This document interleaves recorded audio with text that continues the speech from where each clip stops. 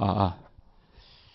네, 저 뒤에 시계는 아직 뭐 8시 50분이 안 된 것 같은데 제가 가지고 있는 휴대폰 시간은 50분이 된 것 같습니다. 네, 그래서 오늘 상법 강의 시간이 되었으니까 시작하도록 하겠습니다. 여러분 안녕하세요. 네, 여러분과 함께 상법 일순환 단권화 과정을 함께 공부하게 된 공태용 변호사라고 합니다.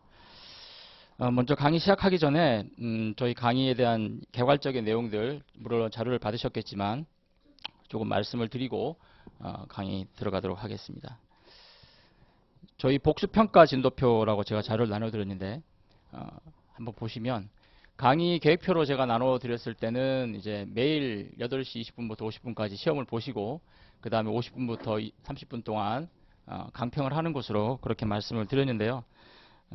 좀 효율적인 그런 강의 진행과 또 강의 내용을 좀 여러분들에게 보다 좀 더 많이 하는 게 좋겠다라는 의견들이 있어서 진도표를 보시면 1회, 2회, 그러니까 오늘하고 내일은 시험이 없고요. 6월 4일 날 목요일 날에 8시 20분부터 50분에 선택형으로 1, 2회 강의한 내용을 가지고 시험을 보고 금요일 날에 사례형으로 해서 1, 2회 공부한 걸 사례형으로 시험을 보겠습니다. 그리고 뒷면 넘겨보시면 6월 6일 날 토요일 날 3, 4회 강의한 내용 가지고 선택형을 보고 그 다음 주 월요일 날 6월 8일 날 3, 4회 강의한 걸 사례형 이런 식으로 쭉 진행을 하고요. 마지막에 이제 그렇게 되면 제가 보험법하고 어음수표를 3회 강의로 제가 잡아놨거든요. 그래서 이 부분에 대한 강의 시험은 일단 복수형 시험이기 때문에 저희가 토요일 날 다음 주 토요일 날 강의가 끝나고 나서 그 다음 주 월요일 날 선택형을 보고 화요일 날 사례형을 따로 시험을 보는 것으로 강의가 끝나지만 학원에서 시험을 보실 수 있게 현장 강의실을 준비해 주실 겁니다. 그래서 현장에서 시험을 보기를 원하시는 분들은 그렇게 보시면 될 것 같고요. 강평은 제 강의 시간 중에 이제 따로 하지 않고 제가 나눠드린 그 진도표 복수평가 선택형 사례형 진도표를 보시면 박스가 있습니다. 6월 9일 날 다음 주 화요일 날 선택형 1회에서 4회까지 선택형 2번 보신 거 1시간 분량에 대한 강평을 진행을 하고요. 시간은 4시 40분이고 강의실은 나중에 확보되는 대로 별도로 공지해 드리겠습니다. 사례형 1회에서 4회까지는 6월 10일 날 오후 4시 40분에 강평을 진행하고요. 선택형 5회 8회, 사례형 5회 8회에 대해서는 6월 13일 토요일 날 강평을 진행하겠습니다. 그리고 이제 강의 끝난 다음에 월요일 날 6월 15일 날 선택형 본 거에 대해서는 그날 오후에 강평을 제가 하고요. 나머지 화요일 날 사례형 본 거에 대해서는 수요일 날 이거는 좀 저녁에 제가 재판이 있어서 8시 40분에 간평을 하는 것으로 하겠습니다. 만약에 시간이 여러분들 그 간평을 직접 와서 현장에서 듣기가 좀 어렵다. 이런 분들한테는 이거 동영상으로 촬영을 할 겁니다. 동영상 촬영해서 동영상으로 확인하실 수 있게 제공을 해 드릴 테니까요. 그렇게 참고하시면 되겠습니다. 선택형하고 사례형 문제는 다 이 변식 기출로 그대로 제가 출제를 할 겁니다. 그 중에서 이제 선택형은 18문제, 사례형은 50점 문제로 해서 출제를 해 드릴 것이고요. 선택형은 해설지를 동시에 배부해 드릴 테니까 그 해설지를 보시면 답안에 대한 해설을 여러분들이 강평 전에 어느 정도는 이해하시고 들어오실 수 있을 겁니다. 사례형은 답안 채점을 해서 답안을 그 다음 채점 결과를 전달을 하고요. 답안 클리닉이 필요하신 분들은 저한테 개별적으로 말씀을 해주시면 시간을 따로 잡아서 거기에 대한 결과들을 함께 상담하도록 하겠습니다. 강의 내용 좀 참조해 주시면 되겠고요. 그리고 제 강의 이제 진행하는 거와 관련해 가지고 이제 여러분들한테 한 가지 말씀드릴 거는 기본적으로 상법에 많은 시간을 쓰기가 여러분들 부담스럽고 어렵잖아요. 그죠? 민법이라든지 형법, 기본 3법에 시간 쓰기도 많이 어려운 상황이기 때문에 상법에는 가능한 시간을 많이 쓰지 않도록 제가 효율적으로 이 강의를 통해서 좀 내용을 정리해 드리는 게 이 강의의 취지이고 목적이고 또 아울러 한편 선택형하고 사례형 어떻게 대응할 것인지 거기에 대한 부분들도 함께 나누는 게 강의의 주된 방법입니다.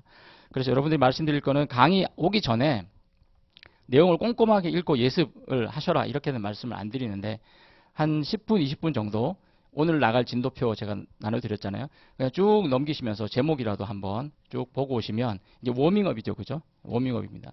오늘 이런 강의를 내가 듣겠구나. 쭉 한번 기본 워밍업 하고 오시면 훨씬 여러분 강의를 받아들이는 게 좋을 거예요.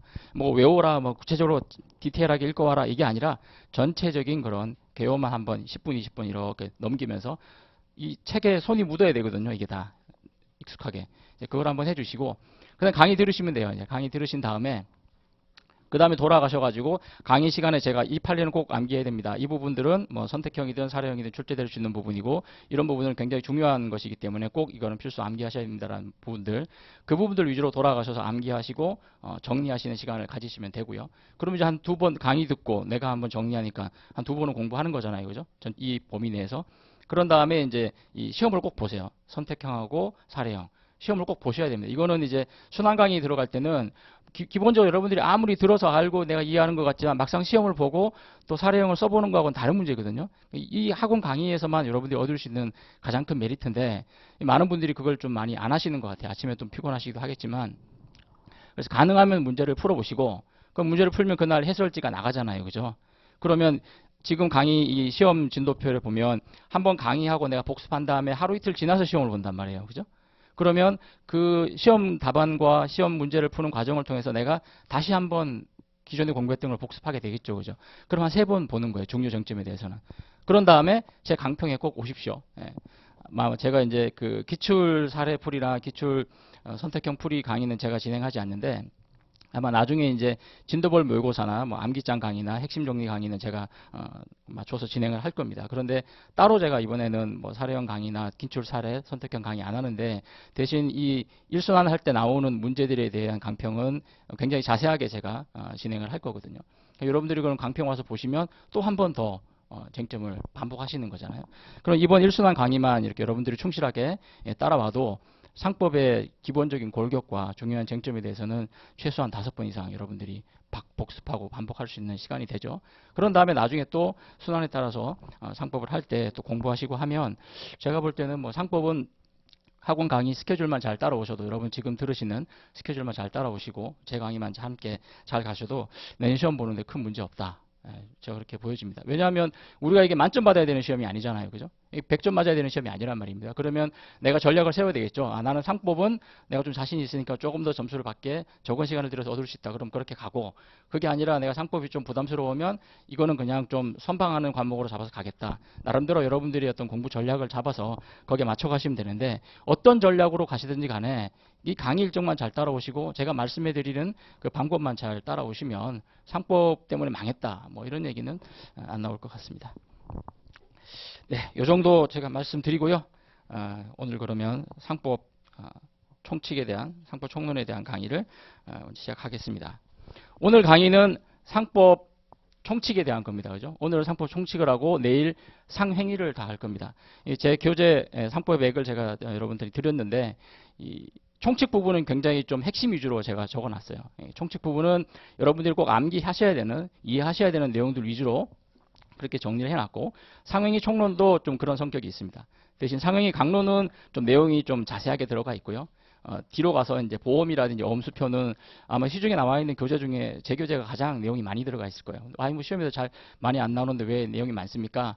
하지만 이제 공부할 때 찾아볼 수 있는 또 교재가 여러분들 필요하잖아요. 이게 기본서기 때문에. 그래서 이 보험하고 엄수표는 내용을 굉장히 자세히 넣고, 왜냐하면 해석법이나 이런 거 여러분 찾아보는 교재도 많고 많잖아요. 근데 정작 보험하고 엄수표는 제가 내용을 보니까 좀 많이 좀 상대적으로 간략하게 되어 있는 부분들이 있고, 또 이번 같은 경우에는 어음에서 많이 나왔잖아요, 문제가, 그죠? 그런 거에 좀 효과적으로 대비하기 위해서는 좀 내용을 자세히 넣는 게 좋겠다라고 제가 내용을 좀 많이 넣습니다. 근데 강의하면서 양을 확 줄여드릴 테니까 별로 분량에 대한 걱정 안 하셔도 될 것 같고요. 제 책이 653페이지인데 실제 보시면 이제 편집이 굉장히 좀 이렇게 편안하게 넓게 제가 해놨어요. 편제 같은 경우도 잡아서 공간을 넓게 두고 있기 때문에 책을 읽어 나가시는 데는 이제 큰 문제가 없을 겁니다. 오늘 하는 상법 총칙에 대한 부분들은 교재에 있는 게 거의 암기장보다 조금 더 들어가 있는 수준이다라고 이해하시면 되겠습니다. 먼저 상법 총칙 우리가 공부하는데, 상법에서는 제가 그 상법 입문 강의나 예비순환 강의할 때 말씀드렸는데, 민법과 달리 전체적으로 뭐 논리적으로 꼭 연결이 돼서 민총을 알아야 채총을 알아야 체각이 연결되고 이런 구조는 별로 없어요. 그런데 그나마 상법에서 그래도 좀 전체적으로 적용될 수 있는 이슈, 사례형과 연결될 수 있는 이슈가 있는 게 상법 총론과 상행위 총론이죠, 그죠? 상법 총칙 부분.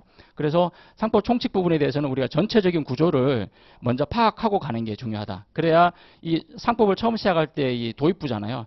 여기서부터 이제 이게 자신감이 없으면 안 되거든요. 여기서부터 내가 상법 총칙 부분은 내가 확실하게 잡고 간다. 대충 어떤 얼개다 구조다. 이걸 딱 잡고 있으면 그 뒤로 갔을 때도 훨씬 많이 이해가 될 수 있거든요. 한번 구조를 제가 간단하게 설명을 하고 그 다음에 개략적인 이슈에 대해서는 들어가서 교재를 보면서 강의를 하겠습니다. 상법 총칙에 나오는 게 5가지죠. 상인이 나오고요. 그 다음에 상업 사용인이 나옵니다. 상업 사용인이 나오고, 그 다음에 상호가 나오고요. 그 다음에 상업 등기, 상업 등기가 나오고, 마지막으로 영업 양도, 영업 양도. 상법 총칙이 5개로 구성이 되어 있습니다. 이 정도는 이제 알고 계셔야 돼요. 이거 꼭 외우란 얘기가 아니에요. 구조적으로 우리가 이해하고 가자. 상법 총칙을 우리가 이해하는 기본 틀에서 잡아서 가자. 이렇게 되어 있습니다. 자, 상인. 상인이 왜 제일 먼저 나오느냐, 상법에서. 상법은 상거래에 적용되는 법이고 상인에게 적용되는 법이잖아요. 그죠? 그러면 이 상법에 적용 대상인 상인이 뭔지가 결정이 돼야 상법을 적용할지 말지를 결정할 거잖아요. 상행위 총칙이라든지 뭐 상행위 특칙에 나오는 여러 가지 그 매매, 상사 매매라든지 모든 이런 규정들을 적용하는 전제가 상인이 되어야 되는 거거든요. 그럼 우리 상법을 공부할 때 누가 상인이냐 이거를 먼저 정해야 되겠죠. 그래서 상인에 대한 시험 문제는 끊임없이 나옵니다. 선택형 설문으로도 나오고 주관식으로 사례형으로 나오더라도 이 상인성 여부를 언급해 줘야만 점수를 딸 수 있는 그런 포인트들이 있죠. 그래서 이 부분들은 우리가 꼭 잡고 가야 된다. 그럼 상인이 어떻게 나눠지느냐? 당연상인, 의제상인 이렇게 나눠지죠. 나중에 따로 봅니다. 의제상인이 나눠지는데 의제상인은 우리가 설비상인, 그 다음에 회사, 그죠? 민사회사 이렇게 가는데 설비상인이 어떻게 나눠지냐? 인적 설비하고 물적 설비 이렇게 나눠져요. 그럼 인적 설비는 뭐냐? 이게 상업사용인이에요. 흔히 드는 게 물적 설비가 상호 이렇게 보거든요. 상호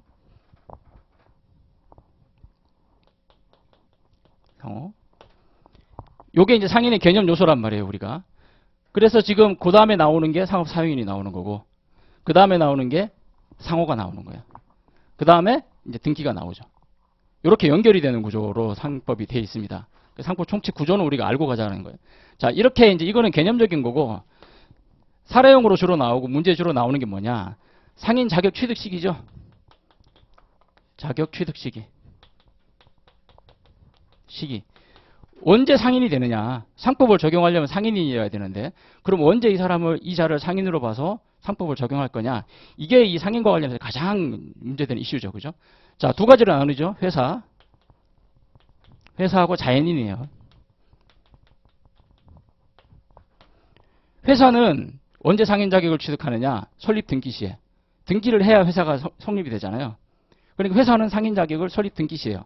이건 아주 심플해요. 그죠? 등기되면은 상인 되는 거예요. 회사는. 그런데 자연인은 등기라는 게 없잖아요. 태어나면 사람이잖아요. 그죠?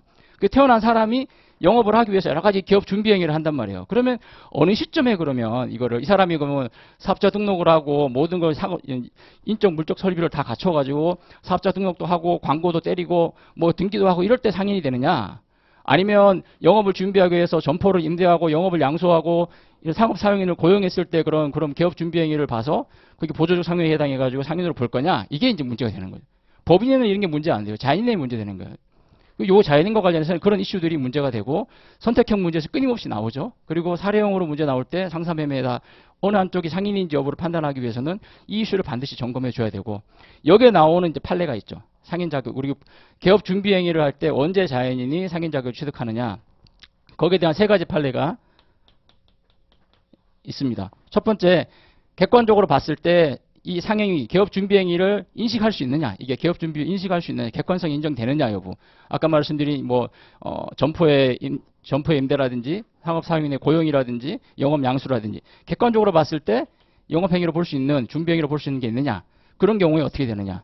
2번째로 영업을 하기 위해서 돈을 빌리는 거예요. 개업 준비 행위, 금전을 차용하는 행위의 경우에 이거는 외부적으로 봤을 때는 이게 객관적으로 봤을 때는 그런 성질상 아닌데 이렇게 설명을 해주고 돈을 빌려준 사람에게 내가 영업을 하기 위해서 돈을 빌리는데 좀 빌려주라. 이렇게 설명을 하고 상대방도 알았는 경우에는 그러면 자격을 인정할 수 있느냐. 그 부분하고. 그 다음 3번째 판례는 뭐냐면 다른 사람을 위한 영업준비행위, 다른 사람을 위한 개업준비행위가 과연 그때 상인 자격 취득하느냐, 뭐 회사의 대표이사가 될 사람이 회사가 되기 전에 대표이사 자격에서 회사를 위해서 돈을 빌리는 행위가 그럼 과연 그때 회사의 그런 준비행위가 되느냐, 이런 세 가지 판례가 있죠. 그런 이슈들을 우리가 정리해놔야 되는 거예요. 상인과 관련해서는 이 정도가 주로 문제되고 있는 상황들입니다. 자, 그 다음에 상업사용이네요. 사용이 넘어오면 상업사용인은 세 가지로 나오죠. 지배인, 그 다음에 부분적 포괄적 대리권을 가진 상업사용인, 부포상, 그 다음에 물건 판매 점포 사용인, 물건 판매 점포 사용인. 요 세 가지가 이렇게 나옵니다. 근데 제일 중요한 게 이제 지배인이겠죠, 그죠? 시험이 제일 많이 나요, 지배인.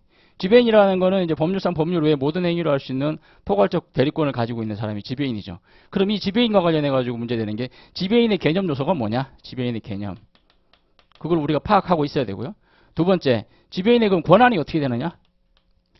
거의 본인에 준하는 권한을 가지고 있죠. 이 지배인의 권한. 이 권한과 연결해서 나오는 게 권한의 제한. 권한의 제한. 이 권한의 제한을 제3자에게 대항할 수 있느냐 없느냐. 손해의 제3자에게 대항할 수 있느냐 없느냐. 지배인은 포괄적 권한을 가지고 있는 것으로 법에 정해져 있는데 회사 내부적으로 우리 사례형으로도 나왔죠. 그죠? 회사 내부적으로 원래 5천만 원만 딱 빌리게 해놨는데 사례형 문제 9천만 원을 빌렸단 말이에요. 그런 경우에 과연 이 대리인 돈을 빌려준 사람이 이 회사에 대해서 이 지배인의 행위에 대해서 인정을 해가지고 대금 청구를 할 수 있느냐. 이런 사례들이 나오고 있거든요. 자, 그런 지배인의 권한에 대한 부분.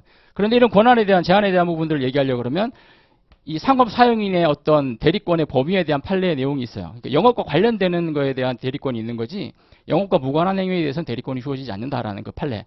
그래서 지배인과 관련된 사례를 풀 때 이 권한과 관련해 풀 때는 그 판례도 언급을 해 주셔야 돼요. 기본적으로. 그래야 그 판례에 해당하는 점수를 먹고 가는 거죠. 그 부분들 우리가 파악을 해줘야 되고. 그 다음에 지배인과 관련해서 나오는 이슈가 뭐냐? 지배권 남용이죠. 지배권 남용. 이 지배권 남용일 때 제3자에게 어떻게 할 거냐? 학설과 판례가 나뉘죠, 그죠? 권리 남용설, 그 다음에 그 비진의 의사 표시를 준용하느냐 마냐, 판례가 어떻게 보느냐, 그 지배권 남용에 대한 부분하고, 그 다음 표현 지배인, 표현 지배인의 문제. 표현 지배인은 외관의 법리에 따라서 책임이 인정되는 거니까 항상 외관 법리가 나오면 세 가지가 나오죠, 그죠? 외관의 존재, 외관의 부여, 외관의 신뢰. 그 각각의 세 가지 요건과 관련해서 어떤 경우에 그러면 이 외관의 부여, 외관의 존재, 외관의 신뢰를 인정할 거냐, 상대방의 그런 중과실까지도 볼 거냐, 이런 부분들이 표현 지배인과 관련해서 문제가 되는 거예요. 자, 이 정도가 이제 지배인과 관련해서 주로 다루어지는 문제고, 부분적 포괄적 대리권을 가진 상업사용인 같은 경우에는 이슈가 뭐냐, 상업사용인은 가장 중요한 개념 지표가 뭐냐, 대리권이 있어야 되는 거예요. 상인을 대리해서 뭔가 법률 행위를 할 수 있는 권한이 있어야지 그 대리권이 없는 사람은 할 수 없잖아요. 그러면 부분적 포괄적 대리권을 가진 상업사용인은 지배인만큼은 아니지만 특정한 영업에 대해서 대리권을 부여했단 말이에요. 그러면 현장 소장이라든지 어떤 특정한 명칭을 주고 자격을 주고 부분적 대리권을 준 사람에게 과연 어느 정도의 대리권이 있느냐, 그 범위에 대한 부분들이 이제 문제가 되죠. 그 판례들 개별적인 내용들을 알아두셔야 되겠죠. 이제 그게 이제 사례형까지 나올 건 아니고 선택형으로 연결될 수 있는 문제들인 것 같아요. 그래서 부분적 포괄적 대리권 가진 사용성이 보셔야 되고, 또 하나의 중요한 판례가 그 경우에 표현 지배인의 법리가 적용되느냐 안 되느냐. 판례는 안 된다고 보죠. 뭐 이런 결론들까지 연결해서 보시면 되고, 물건 판매 정보 사용인은 그냥 읽어보시면 될 부분입니다. 자, 그 다음에 이제 상호입니다. 상호와 관련해서는 시험에 자주 나오는 부분이 상호 단일주의. 이거는 뭐 객관식 선택형 뭐 단골 손님이시죠. 상호 단일주의에 대해서 우리가 읽어보면 파악을 해야 될 거고요. 두 번째로는 이제 상호 등기. 등기된 상호의 효력. 상호를 등기하면 동일한 특별시, 광역시, 시군에서 동일한 영업에 대해서 다른 사람이 등기하지 못하죠. 그런 상업 등기의 효력에 대한 부분들 우리가 또 공부를 하셔야 되고, 그 다음에 상호 가등기. 가 이게 선택형으로 나오죠. 그죠? 상호 가등기가 세 가지 경우에 인정이 되는데, 또 설립 당시에 인정되는 상호 가등기, 설립 이후에 인정되는 상호 가등기, 어떤 경우인가. 이건 선택형 대비해서 알아두시면 될 겁니다. 자, 그 다음에 이제 중요한 쟁점으로 나오는 게 상호 폐지 청구권이죠. 상호권자의 상호 폐지 청구권.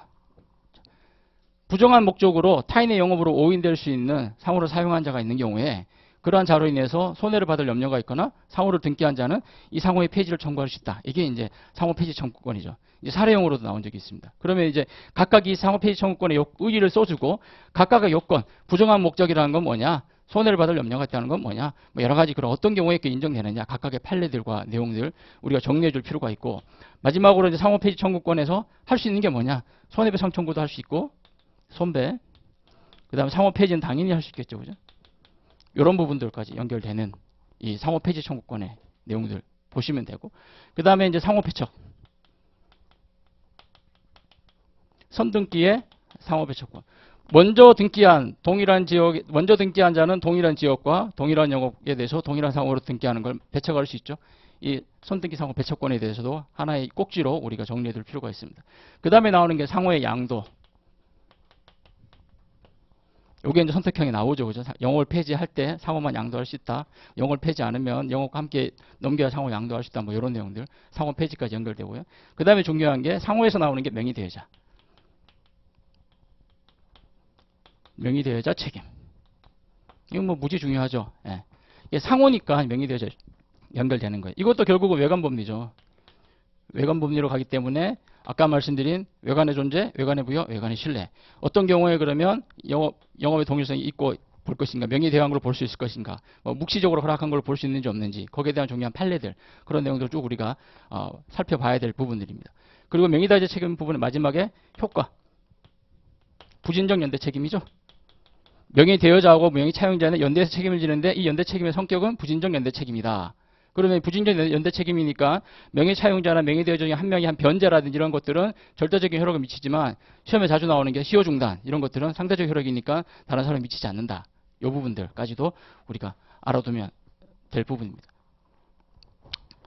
그 다음에 이제 상호 등기입니다. 등기.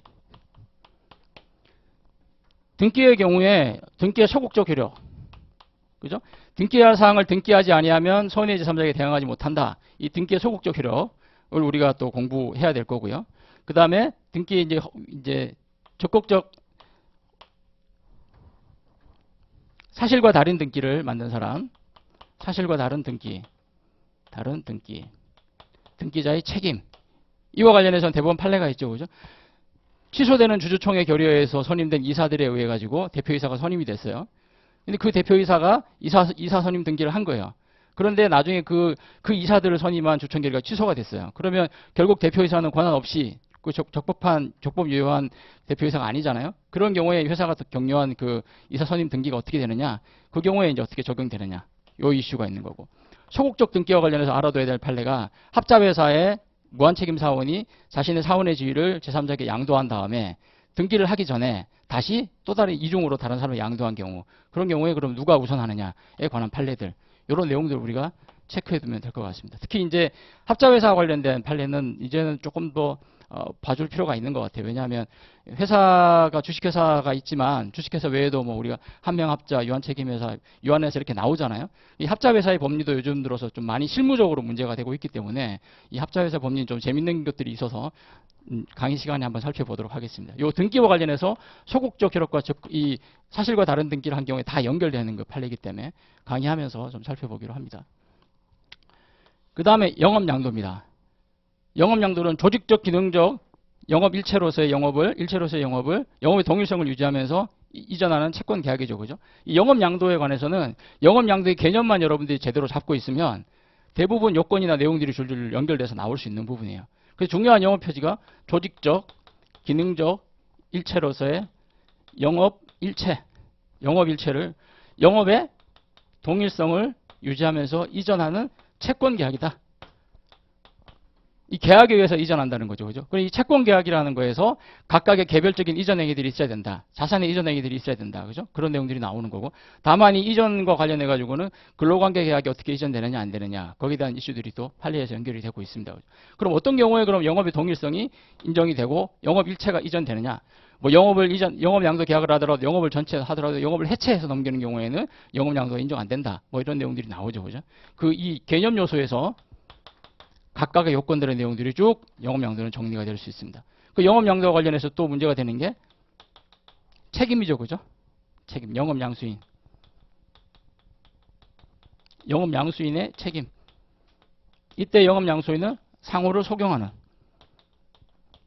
영업을 양수했는데 영업 양도인의 상호를 계속해서 쓰는 거죠. 그 영업을 하면서. 그러면 제3자가 볼 때는 주체가 바뀌었는지 안 바뀌었는지 알기가 힘들잖아요. 그런 경우에 영업 양수인에게 영업 양도 이전에 영업 양도인에게 채권을 가지고 있던 채권자에 대한 책임이 인정이 된다. 이게 이제 영업 양수인의 책임인데 이 경우에 책임의 내용 무한 책임이라는 거죠. 이게 중요합니다. 무한 책임. 영업 양수인의 재산을 한도로 책임지는 게 아니라 거의 본인과 같이 똑같이 다 책임을 져야 된다는 이 내용. 이것 때문에 이제 영업 임대차 이 시험에도 나왔는데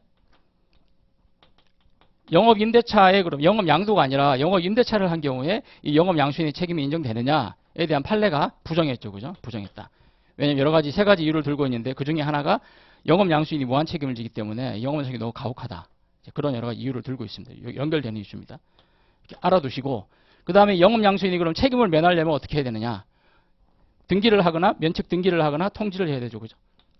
면책 등기를 하거나 통지를 해야 되는데 면책 등기는 대세적 효력이 있는 거고 통지는 통지를 한 채권자한테만 효력이 있는 거고 면책 등기는 영업 양수인이 해야 되는 거고 통지는 양도인과 양수인이 같이 해야 되는 거고 이 정도 개념만 우리가 잡아놓으면 상법 총칙에 나오는 어지간한 중요한 쟁점들은 다 잡혀 있는 거예요. 그래서 제가 이제 말씀드리는 게 뭐냐면 이렇게 쭉 한번 우리가 상법 총칙을 훑어봤어요. 훑어보고 이런 이제 구조 하에서 교재를 보면서 한번 세부적으로 어떻게 또 문제가 되고 판례 내용은 어떤지 한번 보도록 하겠습니다.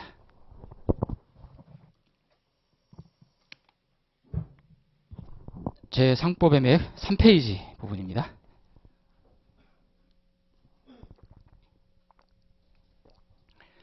서론의 상법의 법원인데요. 이거는 읽어보시면 됩니다. 상법 규정, 법원이 뭐냐? 상법에 규정이 없으면 상관습법에 의하고 상관습이 없으면 민법 규정에 의한다. 근데 민법은 법률행위 일반에 정하고 상법에서 일어나는 여러 가지 규정이 없을 때 민법의 법리를 가져온다는 거지 민법이 상인에게 상행위에 적용될 내용을 규정하는 건 아니기 때문에 민법은 상법의 법원이 아니다. 뭐 이 정도 보시면 될 거고 차례가 관습법이 민법보다 우선하죠. 그죠? 예. 보통 법률 관습이 나중에 오는데 상법, 상관습법, 그다음 민법이다. 뭐 이 정도만 조문으로 확인해 두시면 되겠습니다. 상관습법의 내용으로는 뭐 예로는 보증도, 주금, 납입, 영수증의 주식, 양도 이 정도 있다 하는데 보증도 이런 내용들은 뭐 나중에 뒤에 가서 우리 육상운송인 할 때 선화증권 관련해서 살펴보겠습니다. 제 교재 96페이지 부분 보시면 내용이 적혀 있습니다. 참고하시면 되고요. 상사자치법은 회사의 정관과 같은 기업의 조직이나 활동에 관한 규칙 의미하는 것이고 읽어보시면 됩니다. 약관. 약관이 실제로 실무에서 많이 문제가 되는데 상법에서 약관을 내기는 좀 그런 것 같아요. 근데 이제 우리가 그래도 이제 약관과 관련해서 잡아야 될 키워드가 뭐냐면 한 당사자가 다수의 당사자와 거래하기 위해서 미리입니다. 미리 정하여둔 일정한 내용, 일정한 형식과 내용으로 정하여둔 계약. 그게 약관이에요. 한 당사자가 여러 사람과 하는 거예요. 우리가 뭐 인터넷 이용할 때도 보면은 약관 해가지고 동의하는지 표시 다 하잖아요. 그죠? 그거는 그 사업자가 다수의 사람들과 거래하기 위한 조건을 미리 정해서 제시하는 거예요. 그죠? 그럼 우리가 그거를 이거 바꿔주세요, 저거 바꿔주세요 할 수가 없잖아요. 그죠? 받아들이냐 마느냐의 결정만 하는 거예요. 그런 경우에 이게 약관이다. 그래서 판례가 상대방과 개별적인 교섭을 가진 경우에는 약관이 아니다. 미리 준비하고 형식적으로 내용이 되어 있더라도 상대방과 협상을 하면서 상대방이 이 조항은 좀 그러니까 바꿔주세요. 뭐 이렇게 옥신각신 했다는 거예요. 근데 결과적으로 안 바뀌어졌더라도 그런 구체적인 실질적인 협상이 있었으면 약관이 아니다. 이 정도만 보시면 되겠습니다. 약관의 구속력의 근거가 뭐냐? 뭐 이 정도는 뭐 시험 나올 건 아닌 것 같고요. 그냥 보시면 됩니다. 상인으로 이제 옵니다. 우리가 본 이제 상인. 상인이 뭐냐? 상거래에서 발생하는 권리 의무의 귀속 주체. 우리가 법이잖아요. 그러니까 권리 의무의 귀속 주체. 이게 상인이에요. 그래서 개인 사업자의 경우 영업주가 상인이 되고 회사의 경우에 회사 자체가 상인이 되는 겁니다. 그 밑에 내려와 보시면 자기 명의로 상인일을 해야 돼요. 이게 당연 상인이라고 합니다. 자기 명의로 기본적 상인이라는 사람을 당연 상인이라고 하는데요. 손익의 귀속 주체는 자기가 아니어도 됩니다. 그래서 밑에 관련 판례를 보시면 행정관청에 대한 인허가라든지 국세청에 신고한 사업자 등록상 명의하고 실제 영업상 주체가 다른 경우에는 누가 된다? 실제 영업상 주체가 상인이 된다는 겁니다. 이런 일들이 실제 실무에서 많습니다. 제가 지금 하고 있는 재판 같은 경우에도 실질적인 당사자는 남편인데 아내 이름으로 사업자 등록을 내고 사업을 운영을 해요. 그런데 아내는 사업장에 전 출근도 안 하고 전혀 관여 안 하고 남편을 직원들도 다 사장님이라고 불러요.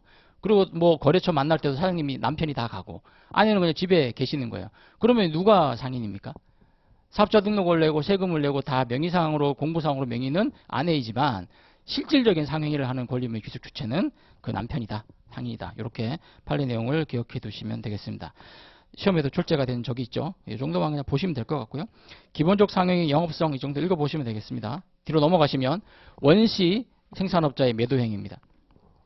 자, 그러면 뭐 다른 건 다 좋은데 이제 이거 관련해 가지고 문제되는 게 이 기본적 상행위 중에서 보면 상법은 광물 또는 토속의 채취에 관한 행위만 상행위를 규정하고 있고, 뭐 과일을 재배한다든지, 뭐 벼를 재배한다든지, 뭐 이런 기본적인 농업이나 뭐 수산업, 어업이라든지 이런 것들은 기본적 상행위를 규정하고 있지 않은 거예요. 그러면 이 원시 생산업자가 재배한 과일 이런 거 판매하는 거를 상행위에 해당하는지 이제 문제가 되고 있죠. 여기에 대해서 학설은 몇 가지 학설들이 있습니다. 읽어보시면 되는데 판례는 어떻게 봤냐면 과수원 경영자가 사과 판매상에 위탁 판매한 경우에는 상인이냐? 상인이 아니로 봤다. 근데 이 판례 내용을 이제 보셔야 될, 이거를 뭐 판례가 원시 생산업자의 매도 행위를 상인으로 안 본 거다라고 이제 보는 견해도 있지만 자세히 보시면 대부분의 도시의 사과 판매상에 위탁했다는 거예요. 이 원시 재배한 과수원업자가 자기가 재배한 사과를 뭐 자기가 일일이 파는 게 아니라 요즘은 사과를 재배한 사람들이나 농업을 하시는 분들이 인터넷으로도 많이 판매하잖아요, 제가 그죠? 근데 그런 식으로 한 게 아니라 그냥 대규모 위탁 판매상한테 다 넘긴 거예요, 그 사람한테. 그 다 넘겼을 때 그러면 그런 행위가 그 상인으로 볼 거냐? 그건 아니다라고 본 겁니다. 자, 요 판례에 관해서 사안을 밑에 제가 설명을 드렸고요. 보다 구체적인 뭐 이 사안에 대한 설명이 필요하신 분은 제가 예비순환 강의할 때 이 사례 속심이 썩은 판례를 얘기해 드렸습니다. 참고하시면 될 텐데 이 판례에서 쟁점이 됐던 사안들 보면 그 각조 부분에 밑에 보시면 자 6개월 내에 하자 통지가 있었느냐 없었느냐 6개월 내 하자 통지가 있었거든요. 근데 과연 이것이 상사매매 특칙이 적용되는 거냐 안 되는 거냐 이게 문제가 됐었어요. 그래서 상사매매가 적용되기 위해서는 요건이 뭐죠? 양 당사자가 모두 상인이어야 되죠. 그죠? 매도인과 매수인 모두가 상인이어야 됩니다. 이게 중요한 거예요. 상사매매에서는. 이 사안에서도 문제가 된 거예요. 자, 대도시에서 판매하는 사람은 상인이 맞죠. 근데 이게 이 재배해서 한 이 원시 생산업자가 상인이냐? 이게 이제 쟁점이 됐던 거죠. 그런데 판례가 상인이 아니다. 상인 아니라고 봤고 그 다음에 6개월 이내에 설령 상인으로 보더라도 이 위탁 판매상이 6개월 내에 사과의 속심, 사과의 안이 썩은 거 우리가 사과를 사서 잘라보면 겉에는 안 보이지만 먹으려고 잘라봤을 때 안에가 썩어 있는 경우가 있잖아요. 그런 경우였거든요. 그런 경우는 이거는 쉽게 발견할 수 있는 하자가 아니지 않느냐. 그런 경우에 6개월 안에 하자 통지를 했으니까 어쨌든 이 위탁 판매상은 원시 생산업자에게 책임을 물을 수 있다라고 본 사안입니다. 그래서 이 정도만 판례 결론들 알아두시면 되겠습니다.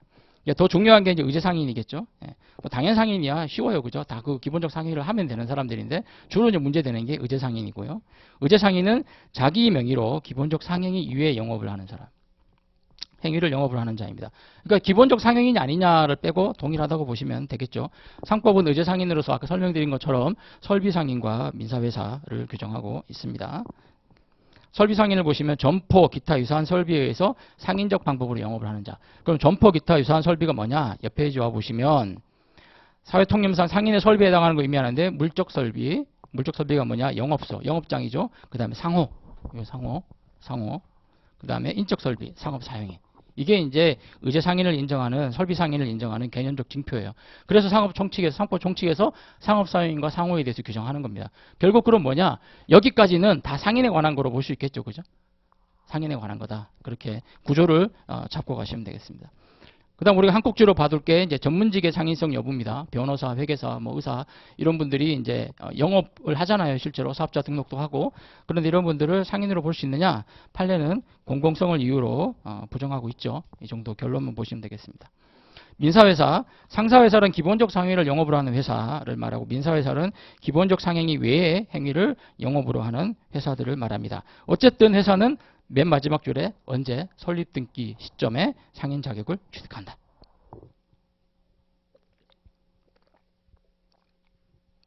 회사는 설립이 돼야 상인 자격을 취득하는 겁니다. 그러면 자연인은 그럼 언제 상인 자격을 취득하느냐? 그 다음 페이지에서 이제 우리가 다뤄보겠죠. 넘겨보시면 상인의 능력과 자격 가기 전에 소상인에 대한 특징이 나옵니다. 소상인은 요것도 이제 선택형에 가끔씩 나오죠. 자본 금액이 1,000만 원 미만이요. 1,000만 원 이상이면 아니에요. 1,000만 원도 없는 사람. 1,000만 원도 없는 사람이 이제 소상인이 됩니다. 이 소상인에 대해서는 네 가지가 적용 안 되고 있죠. 그래서 지배인, 상호, 상업장부, 상업등기. 예. 이거 뭐 두 문자 따서도 많이 외우시죠. 네, 뭐 저는 두 문자를 따면 그냥 지호 등장이라고 저는 그렇게 외우거든요. 뭐 여러 가지 뭐 다른 방법 외우시는 분 계신데 어쨌든 요 지배인과 상호, 상업장부, 상업등기 안 나온다. 적용 안 된다. 보면 소상인은 지배인, 그죠? 지배인, 상호, 그 다음에 상업등기, 상업장부. 상업 총칙에 있는 것 중에 굵직굵직한 게 빠져나가죠, 그죠? 그런데 소상인이 내가 하겠습니다 하면 할 수는 있는 거예요, 그죠? 선택은 할 수 있습니다. 요구되지 않는다라는 것만 보시면 되겠습니다. 시험에 출제된 문제입니다. 다음에 상인의 능력과 자격으로 가겠습니다. 법인의 상인 자격. 회사는 설립등기 시에 상인 자격 취득한다. 여러 번 나왔습니다. 그죠? 그래서 이 연결해서 알아두셔야 될 게 주식회사가 설립할 때 우리가 발기 설립이든 모집 설립이든 주식을 인수하잖아요. 그죠? 회사 설립할 때 주식을 인수하는데 그럼 그 주식을 인수했을 때 주식이 언제 효력이 발생하느냐? 주주의 자격을 언제 취득하느냐? 언제죠? 등기 시. 그죠? 회사 성립 시에 주주 자격을 취득하고 주식 발행 효력이 발생하는 거예요. 그죠? 그거를 잘 알아두셔야 되고. 그런데 회사가 성립한 이후에 신주를 발행하잖아요. 회사 성립 이후에 운영을 쭉 하다가 추가적으로 자금이 필요해서 뭐 유상증자를 하자, 제3자 배정을 하자 이렇게 신주를 발행하는 경우에는 언제 주주 자격을 취득합니까? 납입기일의 다음날. 그죠? 요거를 이제 우리가 요 연결해서 알아두실 필요가 있습니다. 상인 자격은 설립 등기 시. 따라서 주식회사 설립 시에도 주식 효력도 설립 등기 시에 발생한다. 다만 신주 인수의 경우에는 회사 성립 후 신주 인수, 신주 발행의 경우에는 신주 납입기일 다음 날에 신주 효력이 발생한다. 이렇게 같이 한번 정리해 두시면 좋겠습니다. 공법인의 상인 자격입니다. 자, 법인은 그러면 뭐 회사는 그렇다고 치고 공법인은 어떻게 되느냐? 공법인은 설립 목적을 달성하기 필요한 범위 내에서 영업이 허락이 돼요. 뭐 병원 같은 경우에 지금 뭐 사안에도 뭐 인천병원이 나오는데 병원 같은 경우에 그럼 뭐 공법인을 볼 거냐, 상인 자격 인정하느냐 마느냐 얘기가 나오는데 인정한 경우로 보는 판례가 이제 축산업협동조합 판례. 8페이지 하단에 있는 판례가 상인 자격을 인정한 경우로 제가 적어놨는데요. 나머지는 이제 다 부정하고 있어요. 그래서 뭐 9페이지 오시면 대한광업진흥공사가 자금 대여하는 행위, 새마을금고가 회원에게 자금 대출하는 행위, 농업협동조합이 생산한 물자를 판매하는 행위, 수산업협동조합의 경우 상인으로 안 본다. 자, 우리가 상행위 관련해서 내일 보겠지만 상인이 금전을 대여하는 행위는 상행위로 추정을 하거든요. 상인이 금전을 대여하는 거는 상행위로 추정을 한단 말이에요. 금전 차용행위와 달리 상인이 돈을 빌려주는 거는 장사하다 보면 돈 빌려줄 일이 많지. 그러니까 그거는 상행위로 추정을 해주는 거예요. 판례가. 그런데 광업진흥공사가 광산업체 돈을 빌려주는 행위. 그러면 이게 상행위냐 상인이냐. 대한광업진흥공사가 상인이 아니니까 이 대여행위에 대해서도 단지 상인이 돈을 빌려줬다는 이유로 상행위에 해당한다. 그렇게 볼 수는 없다라는 거죠. 그렇게 판례는 그래서 제가 보는 관점에서는 전체적으로 이 공법인의 이 상인 자격 자체를 부정해요. 영업은 할 수 있지만 공법인이 영업은 할 수 있지만 상인은 아니다. 이렇게 보는 것 같아요. 8페이지 다시 오셔가지고 상인 자격 인정한 경우 내용을 보시면 축산업협동조합의 경우에 축산업협동조합이 양계업을 하는 조합원한테 사료를 판매했어요. 이 판매한 행위가 과연 그러면 상행위 적용되느냐? 이 채권의 소멸시효가 상사 소멸시효 5년이 적용되는 것이냐? 이게 이제 문제된 사안이었거든요. 근데 이 판례 내용을 보면 상사 채권이라고 보고 상사 소멸시효 적용된다고 봤는데 그 근거가 뭐냐 그러면 두 번째 줄에 상인인 조합원의 영업을 위한 사료 구매 행위다. 그러면 거래 일방에게 상행위가 성립을 하는 거예요. 그죠? 그럼 거래 일방에게 상행위가 성립하면 상행위가 되죠. 내일 우리가 상행위 할 때 공부하겠지만 그러니까 이건 상행위 거래니까 상사법이 적용된다. 그래서 상사채권에 해당한다라고 본 거 아닌가라고 저는 보는 거예요. 첫째 줄 보시면 오히려 조합원에게 사료를 판매하는 행위가 조합원의 구매 사업에 해당하더라도 이 말은 구매 사업만 해당하면 이거는 상행위 아니다라고 볼 여지가 있다라고 본 거죠. 오히려 판례는. 그래서 꼭 이 판례를 가지고 공법인의 상인 자격 인정했다. 뭐 이렇게 보기는 좀 무리가 있지 않나. 우리는 결론만 이렇게 알아두시면 되겠습니다. 자, 중요한 자인인의 상인 자격으로 왔습니다. 요건 좀 지우겠습니다. 필기하실 분들은 다 하셨죠?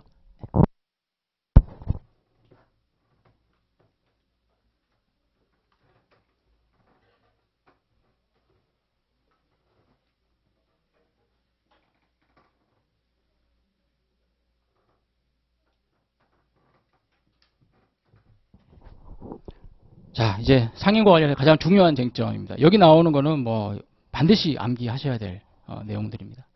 자연인이 그럼 언제 상인자격 취득하느냐? 학설은 영업 개시설, 기업 조직설이 있는데 학설은 그렇게 뭐 중요하지 않습니다. 뭐 내용도 거의 비슷해요.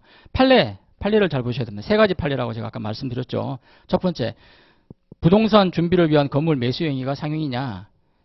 여기에 대해서는 판례가 준비 행위의 객관적 성질에 비추어 볼 때 영업 의사를 상대방이 객관적으로 인식할 수 있기 때문에 당해 준비 행위 보조 상행위로서 상행위에 관한 상법 규정이 적용된다. 판례 내용을 제가 한번 읽어봐 드릴게요. 영업의 목적이 기본적 상행위의 개시 전에 영업을 위한 준비 행위를 하는 자는 영업으로 상행위를 할 의사를 실현하는 것이므로 준비 행위를 한 때 상인 자격을 취득한다. 그죠? 상인이 아니더라도 준비 행위를 한 때 상인 자격을 취득하고 개업 준비 행위는 최초의 보조적 상행위가 된다.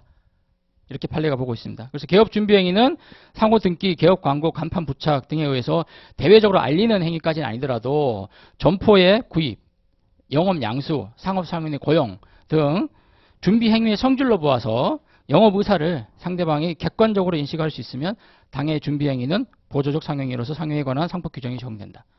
그래서 세 가지를 들고 있죠, 그죠? 점포 구입, 영업 양수, 상업 상인의 고용 이렇게. 그래서 요거는 객관적으로 봤을 때, 이거는 영업 의사를 인식할 수 있다. 행위의 성질, 준비 행위의 성질로 봤을 때 상대방이 객관적으로 인식할 수 있다. 영업 의사를. 요 판례의 워딩들은 알아두셔야 됩니다. 특히 밑에 세 번째 줄, 점포 구입, 영업 양수, 상업 사용인의 고용 등 준비 행위의 성질로 보아 영업 의사를 상대방이 객관적으로 인식할 수 있으면 당해 준비 행위는 보조적 상행위로서 상행에 관한 상법 규정이 적용된다. 요거는 여러분들이 꼭 필수 암기 워딩입니다. 왜냐하면 상인 자격을 판단할 때 늘 들어가는 워딩이기 때문에 그렇습니다. 외우기가 좀 불편하시면 약간의 두 문자를 여러분들이 사용해서 뭐 하실 수 있는데 제가 생각해 본 거는 누군가 점포를 사용해 준 분이 있어요. 그래서 그분의 성의에 누가 보답을 해야 될 거 아닙니까? 그죠? 어떤 분이 영업을 준비하려는데 점포를 사용해 준 분이 있어서 그분의 성의를 객관적으로 인정하고 보상을 하겠습니다. 라고 하네요.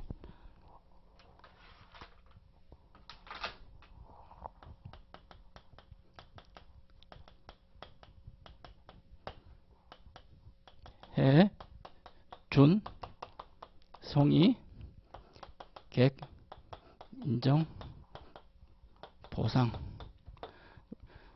내가 영업을 하려고 하는데 점포를 사용하게 해준 거야. 어떤 사람이 해준 분이 있는 거야. 그분의 성의가 고맙잖아요. 그런데 지나가는 객이야. 그 사람이 아니에요. 지나가는 객이 그 성의를 인정하고 내가 보상하겠다라고 했다는 겁니다. 이게 이제 객관적으로 인정되는 참 이렇게까지 외워야 되는지 참 그렇지만 알겠죠? 점포 구매, 상업 사회인 고용, 영업 양수, 준비 행위의 성질에 비춰볼 때 영업의 의사를 객관적으로 인식할 수 있으며 이거는 보조적 상행위에 해당한다. 이렇게.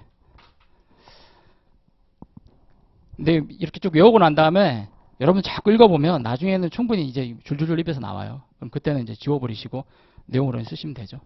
하지만 이 워딩은 꼭 가지고 가야 되는 워딩이다. 시험에 잘 나온다. 그리고 이제 그 위에 보면은 준비행위를 한때 상인 자격 취득하고 개업 준비행위는 최초의 보조적 상행이 된다 있죠. 요 워딩도 꼭 암기해 두셔야 되는 워딩입니다. 그래서 영의가 준상자라고 저는 외웁니다. 상행위를 할 의사를 영업으로 상행위를 할 의사를 이렇게 영의죠. 영의. 제 친구 영의가 저한테 상제를 줬어요. 영의가 준상자. 영업의 의사로 영업으로 상행위를 할 의사로 실현하는 것이기 때문에 준비행위를 한 때 상인 자격 취득한다. 준비행위일 때 준상자. 준비행위일 때 상인 자격 취득한다. 이렇게 딱 머리에 박아 두시고 가셔야 됩니다. 이건 정말 중요한 겁니다. 시험에 나온다고 해서 또 안 나온다는 보장도 없고 계속 나옵니다. 이거는. 자, 그 다음에 두 번째. 영업 자금의 차입 행위의 상행위 여부입니다. 자, 돈을 빌리는 거야. 돈을 빌리는 거는 외부적으로 봐가지고는 이 사람이 영업을 준비하는 건지 아닌지 알 수가 없잖아요. 그죠? 친구 사이도 돈도 빌리고, 그죠? 영업을 안 하더라도 애 학비 내기 위해서 필요해서 빌릴 수도 있는 거고, 생계비가 없어서 빌릴 수 있는 거, 여러모로 돈을 빌릴 수 있는 거잖아요.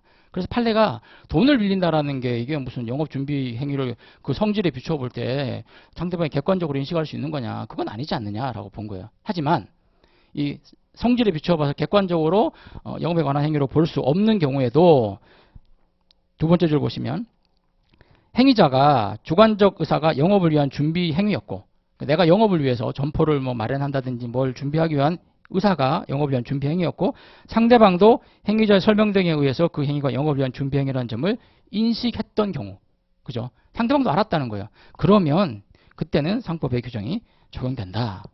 이렇게 판례를 나눠 보셔야 되는 거예요. 객관적으로 성질상 인정될 때, 안 될 때. 안 될 때는 행위자의 의도가 무엇이었는지를 파악을 하고, 두 번째, 상대방이 알았느냐, 설명에 의해서 알았느냐. 그래서 우리가 사례형으로 나오면 이 내용을 다 언급해 주셔야 되는 거예요. 여러분, 사례형을 볼 때 사례 문제를 쭉 보시면 요즘 이제 변시 사례는 어느 정도 쟁점들을 다 이렇게 던져주잖아요. 그죠? 여기에 대해서 설명하라, 뭐 논하라, 어떻게 되느냐 던져주는데 그 사례에 들어있는 하나하나의 워딩이 그 쟁점들을 다 담고 있거든요. 그럼 우리가 사례를 읽어볼 때, 이거를 왜 넣었을까? 이 표현이 왜 들어갔을까? 안 그래도 이게 지문이 긴데 쓸데없는 지문을 넣을 이유는 없을 거 아니에요. 그죠? 그 지문 하나하나가 다 워딩의 의미가 있는 거거든요. 그러면 답안을 쓸 때, 사례형 답안을 쓸 때 흔히 생각하는 게 뭐 그냥 의, 요건, 효과, 뭐 절차 이 정도 쭉 맞춰 쓰는 게 중요하다고 생각하는데 그거보다 더 중요한 거는 사안에 나오는 쟁점들을 제대로 답안에 포섭을 해서 그거를 연결해서 쓰는 게 중요한 거죠. 그죠? 그래서 만약에 이런 영업자금 차입 행위에 관한 상행위가 사례용으로 나왔다라고 하시면 여러분들이 써야 될 거는 지문에 이런 내용이 나올 거예요. 갑은 자신의 무슨 영업을 하기 위해 준비해서 하기 위해 자금이 필요한 상황이었고 그래서 자기 친구 누구에게 이러한 사정을 설명하고 양해를 구해서 친구로부터 돈을 빌렸다. 이런 경우에 이렇게 워딩이 나온단 말이에요. 그러면 우리가 두 가지를 써줘야죠. 그죠? 첫 번째, 영업자, 이 갑의 의도가 영업을 할 의사였다라는 게 판례처럼. 영업할 의사에 따른 준비행위였다. 두 번째, 상대방도 을도 갑의 설명에 따라서 그것이 영업을 위한 준비행위를 인식했다. 그렇다면 판례에 의하면 상행위가 적용된다. 이렇게 이제 가셔야 되는 거예요. 다 적어주셔야 되는 거예요. 그거는. 그래서 사례형을 준비하는 건 그렇게 이제 하셔야 되죠. 선택형보다 조금 이제 사례형이 버거워하시는 분들은 이제 그런 부분에서 조금 이제 어려움을 겪는 거거든요. 자꾸 연습을 하면 이제 찾아낼 수 있죠. 판례를 읽거나 또 이거는 우리가 선택형 공부할 때도 그냥 답만 이렇게 찾는 게 아니라 이 선택형이 사례형으로 나왔을 때 어떻게 그럼 내가 쓸 거냐, 어떻게 정리할 거냐, 그거를 연습을 하셔야 되는 거죠. 우리가 지금 기출 문제를 보면 사례형 나왔던 게 선택으로 나오고 선택에 나왔던 게 사례로 연결해서 나오거든요. 전혀 무관하게 나오진 않잖아요. 우리가 그래도 변호사 시험인데 조문 딸딸딸 외우고 뭐 이런 식으로 선택형을 내진 않잖아요. 그죠? 법에 대한 원리, 이해, 판례에 대한 내용들을 제대로 이해하고 있느냐. 그다음 최근에 판례 보면은 오히려 반론으로 적은 부분들도 그거를 반대로 역으로 써가지고 맞는 질문으로 내기도 하고 틀린 질문 내기도 하고 그러잖아요. 그죠? 그렇기 때문에 우리가 사례형을 대비할 때는 이런 부분들 또 판례를 읽을 때 이렇게 연결이 될 수 있겠다. 이런 부분을 같이 준비해서 포인트로 잡아두자. 중요한 판례들이니까 그렇게 가시는 게 필요합니다. 넘어가겠습니다. 세 번째 판례입니다.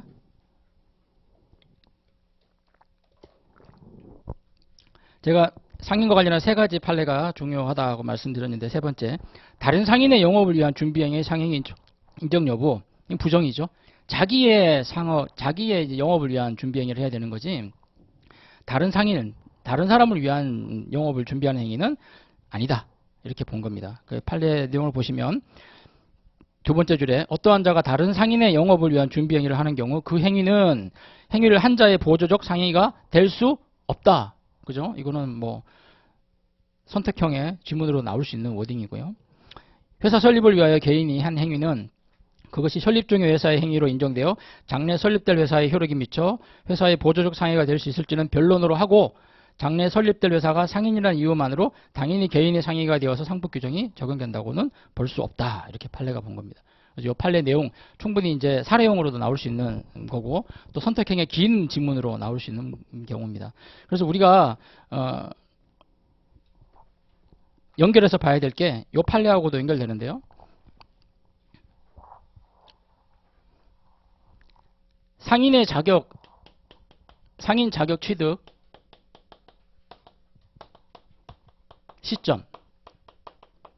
회사는 등기시예요, 등기시. 그죠? 여러 말했습니다. 등기시. 그 다음에 자연인은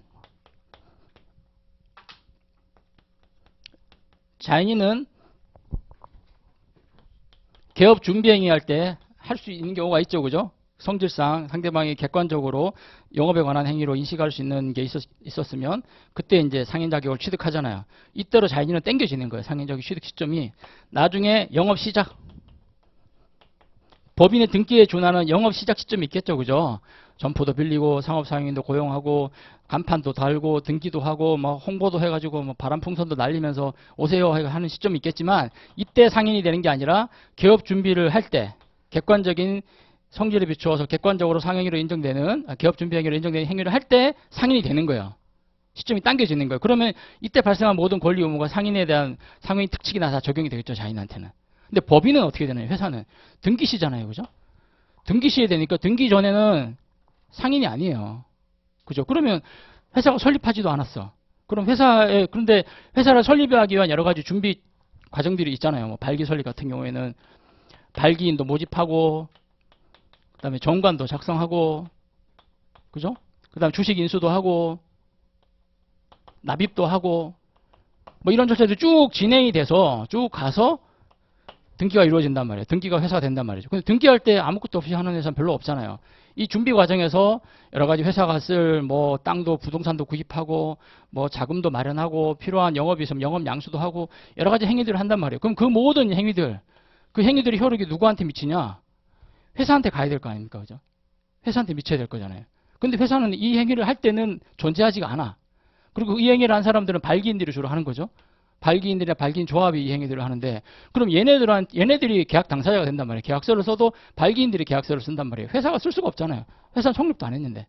그런데 나중에 얘네들이 한 행위를 별도 이전 행위 없이 등기가 돼서 설립된 회사로 이전을 시킨단 말이에요. 그런 법리가 뭐냐? 그게 설립 중에 회사의 법리죠. 그죠? 설립 중에 회사.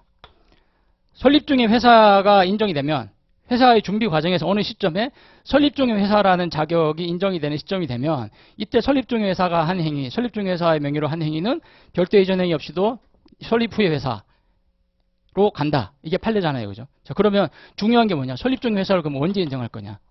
그죠? 어느 시점에 설립 중의 회사를 인정할 거냐? 여기에 대해서 학설과 판례 우리가 같이 연결해서 알고 있어야 됩니다. 학설은 뭐냐? 정관 작성시다. 아까 저기 말한 처음에 정관 작성하면 된다. 1번, 2번. 그 다음에 발기인 인수시다. 발기인이 한 주라도 인수하면 된다. 세 번째, 총액 인수시다. 총액 인수. 총액을 다 인수해야 된다. 그때 설립중 회사가 된다. 뭐 이런 견해들이 있는데 판례는 어떻게 봅니까? 판례는 발기인 인수시죠. 그죠? 정관이 작성되고 발기인이 최소한 한 주라도 인수하면 그때 설립중 회사가 된다. 그게 판례고, 하나 더 알아야 되는 게 뭐냐? 이전에 그러면 이렇게 설립중 회사가 성립하기 전에 이루어진 발기인들의 행위, 그거는 누가 책임을 지느냐? 발기인 내지 발기인 조합이 책임을 지고, 그 성립된 법률 관계를 성립한 이후의 회사로 인정하기 위해서는 별도의 이전 행위가 있어야 된다. 그게 판례죠. 그래서 이 상인 자격, 취득 시점 관련해서는 자연인과 법인 이렇게 다른 이슈가 있다. 그리고 설립중의 회사가 왜 문제가 되느냐? 개인은 기업 준비행 이런 행위를 할 때 이미 상인 자격을 인정해가지고 다 그냥 권리 귀속을 시키는 거예요. 존재하는 자연인이니까, 자연인은. 근데 회사는 그게 안 되잖아요. 등기를 해야 설립이 된단 말이죠. 그죠? 등기하기 전에 그럼 어떻게 이렇게 기업 준비 행위에 해당하는 성격들의 이 행위들을 회사에 인정시킬 거냐? 그래서 강학상으로, 학설상으로 만들어낸 게 설립중의 회사. 논리적으로 그냥 만들어낸 개념이죠. 근데 이게 그럼 언제 그럼 인정할 거냐? 여기에 대해서 자연인의 경우에는 행위의 성질에 비추어 볼 때 상대방이 객관적으로 개업행위, 영업에 관한 것을 인식할 수 있었느냐 여부를 가지고 판단하죠. 그죠? 상대방이 얘기했느냐 아니냐 판단하는데 회사는 그게 아니에요. 회사는 그게 아니고 회사는 판례는 언제?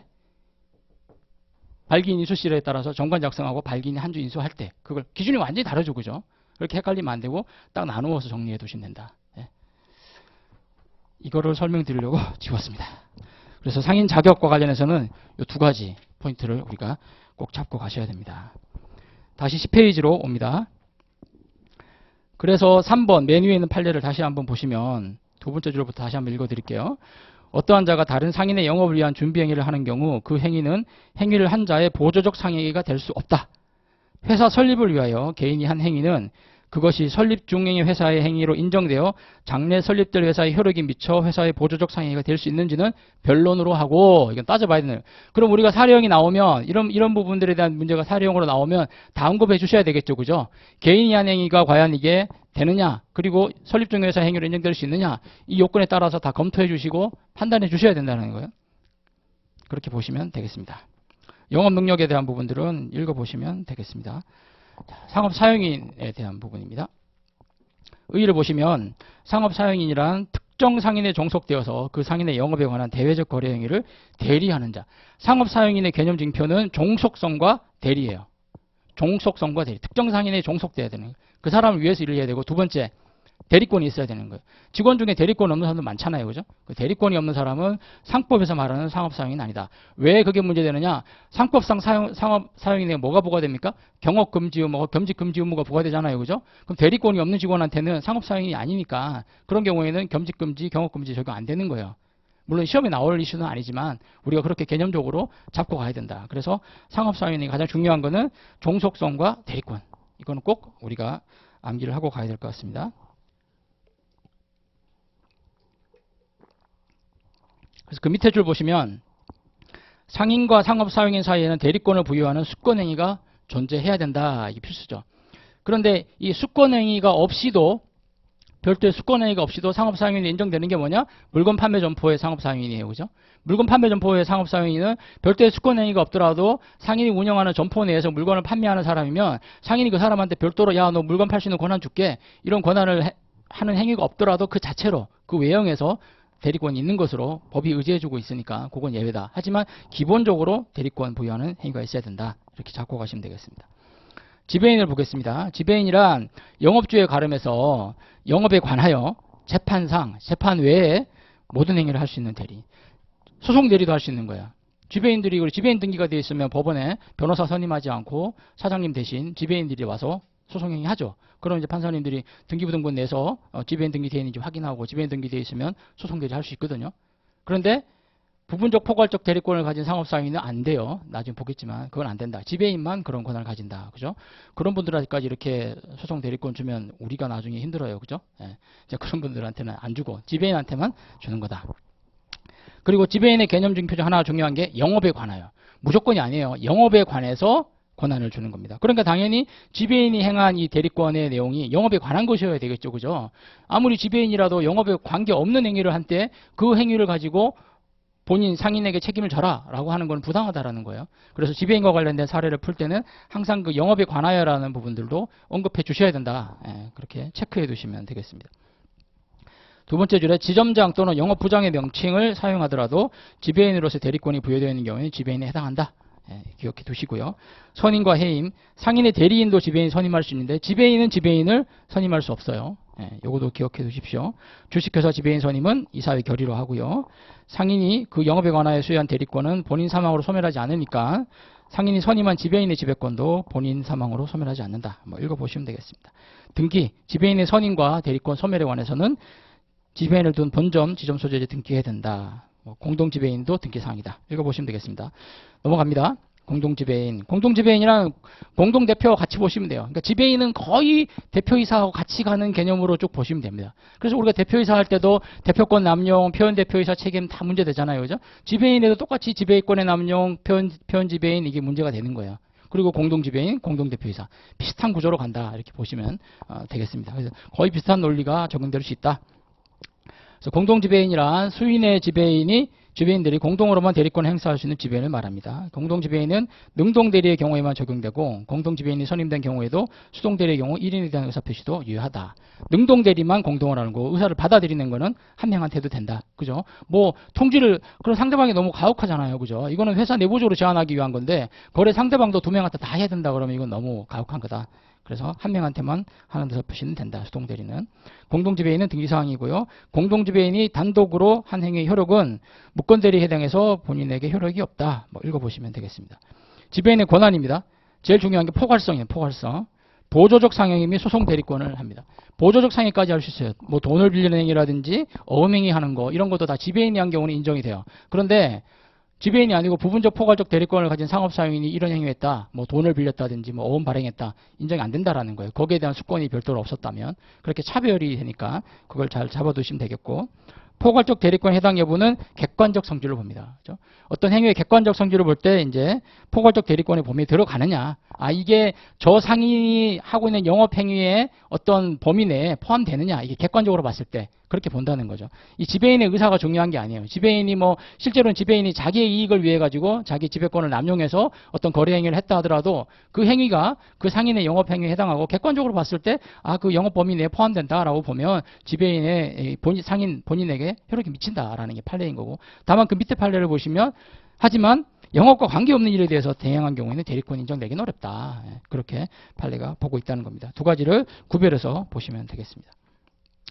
세 번째, 점포의 개설과 영업 양도의 폐지 이런 거는 안 됩니다. 왜? 지배인은 영업이 계속 가는 거를 전제로 이렇게 인정이 되는 건데 뭐 새로운 점포를 개설하거나 영업을 양도하거나 폐지하는 거는 지배인이 할 수 있는 게 아니다. 이거는 본인이 해야 되는 거다. 이 정도만 잡아두시면 되겠습니다. 권한의 정형성. 지배인의 권한은 법 규정에서 일률적으로 주어지고요.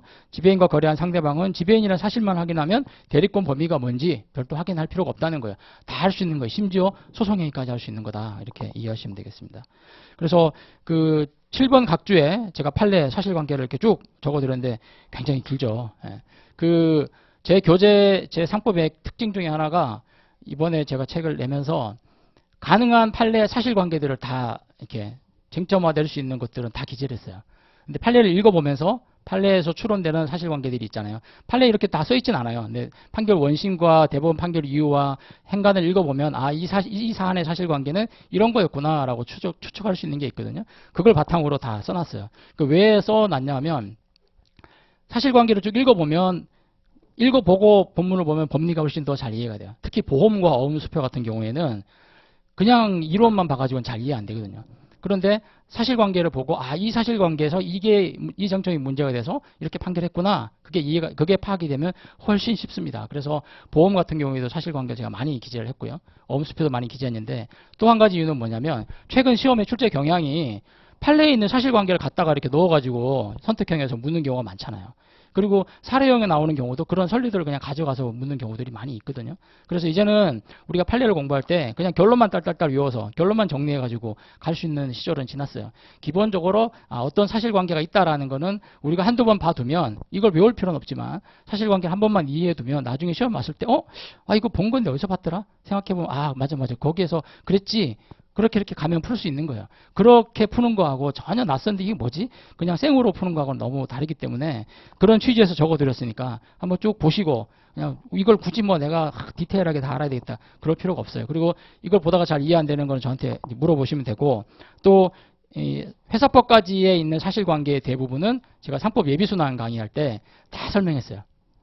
사안들을 다 칠판에 판서하면서 기본적인 쟁점들 왜 문제가 됐는지 판례가 어떻게 판시했고 연결되는 쟁점 뭔지 다 설명을 해드렸거든요. 근데 그거는 이제 좀 상법을 쉽게 이해하고 쟁점들을 더 파악하시라고 해드린 거고 지금 일순환 강의 때 그것까지 하면 뭐 도저히 안 되기 때문에 제가 책으로 사안을 정리해드렸으니까 한번 보시고 또 사실관계도 파악하시고 하시면 좋겠습니다. 네, 여기까지 이제 했습니다. 다음 페이지 넘기시면 권한의 내부적 제한의 효력입니다. 지배인과 관련해서는 제일 중요한 쟁점이 이 부분이죠. 그래서 1시간 저희가 이제 강의했는데 한 15분 쉬고 10시 5분에 지배인의 권한의 내부적 제한부터 다시 시작하도록 하겠습니다.